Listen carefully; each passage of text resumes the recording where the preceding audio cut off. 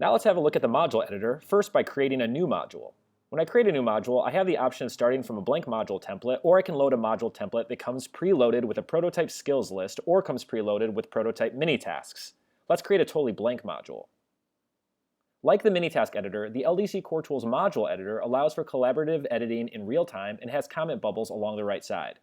So, if I adjust the collaboration settings, I can give my colleagues view, comment, or edit access. I can also decide who among the module's collaborators should be listed as an author on the module's byline. Again, I can also use collaboration settings to make my module public in the curriculum library.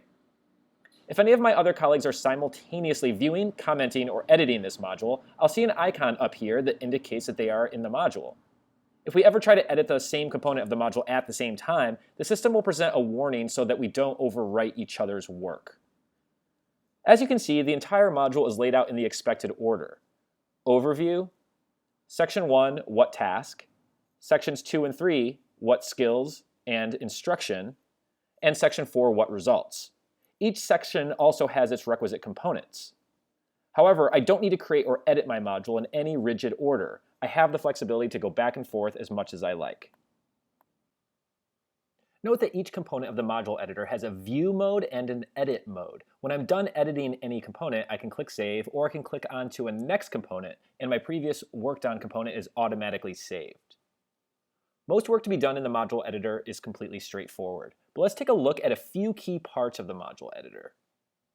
After defining my module in the overview, the most common first step is to start designing my teaching task, which I do first by selecting a task template.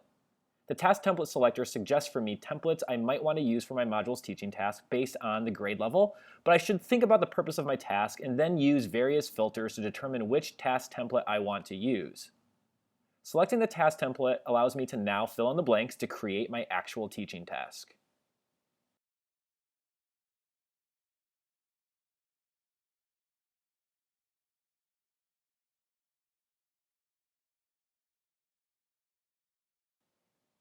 Next, I can add optional demands to my teaching task.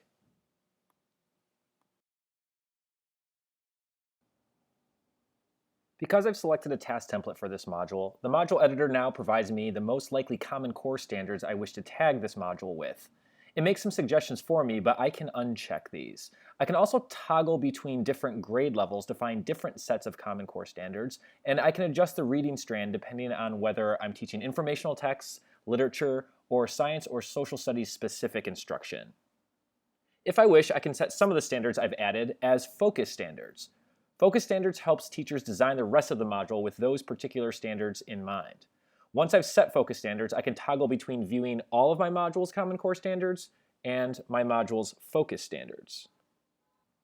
Because different states have different content standards, and because there are other commonly used standards that come from other organizations, there is also an additional standards selector. I can use various filters and search criteria to find standards that I'm looking for and then add them to my module. I can also set any of these added additional standards as focus standards as well.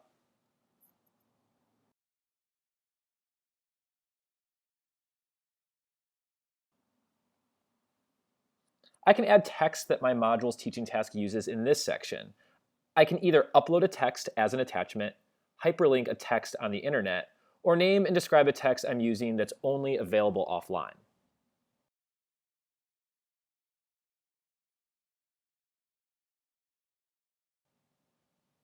Note that CoreTools also provides me with a rubric to use for scoring the student work that is the result of my students eventually answering the teaching task.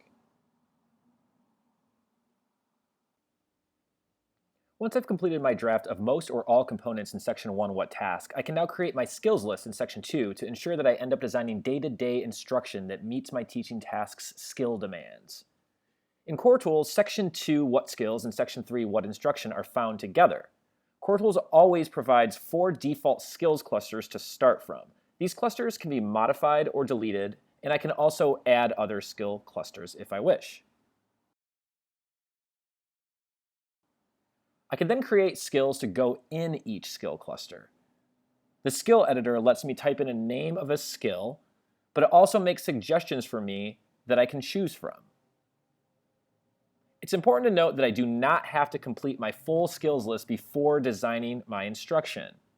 Most of the time, teachers create a full skills list and then add mini tasks to those skills, but CoreTools is flexible in this regard. I might add just one skill and then create a mini task for that skill, and then go on to create my next skill. Now we're going to take a look at a module that already has a full skills list created as well as some mini tasks added to it. After adding skills to my module, I can always go back and edit them or add to them at any time. I can also drag and drop to reorder my skills if I need to. It's important to note that at any time, if I just want to focus on my skills list, I can toggle this section to either let me just see and work on my skills list, or to see and work on my full instructional ladder, which is the skills list plus its instructional mini tasks. Let's now proceed to add and edit mini tasks for this module's instructional ladder. I'm always able to add new mini tasks in one of three ways. I can add from my library, add from the LDC curriculum library, or create a new mini task. If I add from my library, I'm brought to the library screen. Here I will find all standalone mini tasks that I have saved in my library. I can click to preview any mini task. Then, if I determine that I found a mini task that I want to become part of my module, I can add it.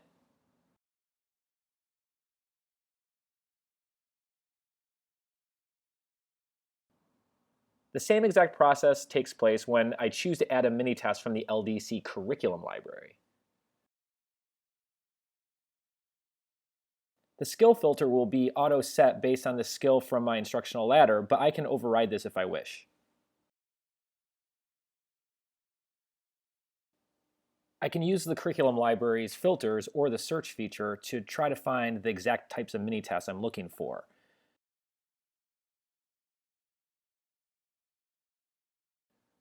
Whether from my library or from the LDC curriculum library, I can then use that mini task that I've added as is, or I can go in and edit that mini task to make it work properly for my module.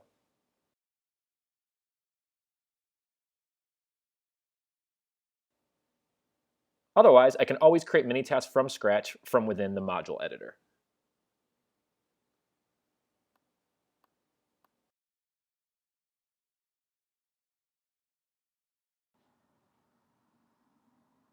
Just like I can with skills, I can drag and drop to reorder the mini tasks in my instructional ladder if needed. And just like I can with all components of Section 1, I can return to any of my skills or mini tasks within this module at any time to make changes or to add additional skills or mini tasks.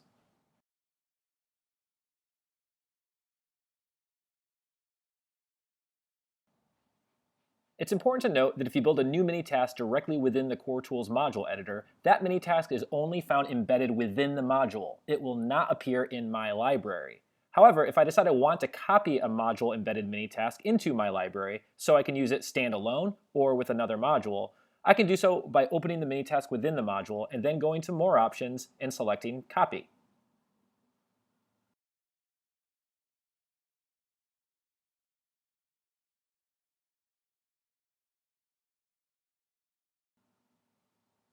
Even though I can attach worksheets and other resources mini-task by mini-task throughout my module's ladder of instruction, there's also an Instructional Resources section found after the instructional ladder. Here I can attach any instructional resources that might apply to the module as a whole, including a writer's notebook for students. Now we see that this module's Section 2, What Skills, and Section 3, What Instruction is complete. And I have a full instructional plan in place to help my students with the literacy skills they need to perform well on the teaching task.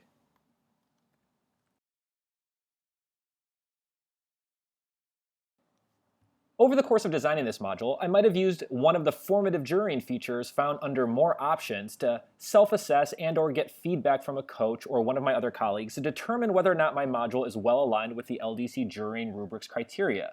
We'll discuss this more in another screencast. After I teach this module, I can attach scored samples of student work in Section 4, What Results, and I can reflect on my experience designing and teaching this module. I may want to make revisions to my module based on what I learned from having taught it and from reflecting on it. Or I may want to make a second copy of my module so I can retain my originally designed version alongside a revised version. Either way, now I might want to consider submitting this module for formative jurying, or even for national jurying so it can be considered for publication as good to go or exemplary in the LDC curriculum library. We'll discuss this more in another screencast. Before we go, let's take a quick look at other actions available under More Options within the module editor. In addition to the jurying features that we'll explore separately, here I find that I can copy my module, delete my module, adjust my module's collaboration settings, or export my module as a PDF. Let's take a look at a PDF version of my module.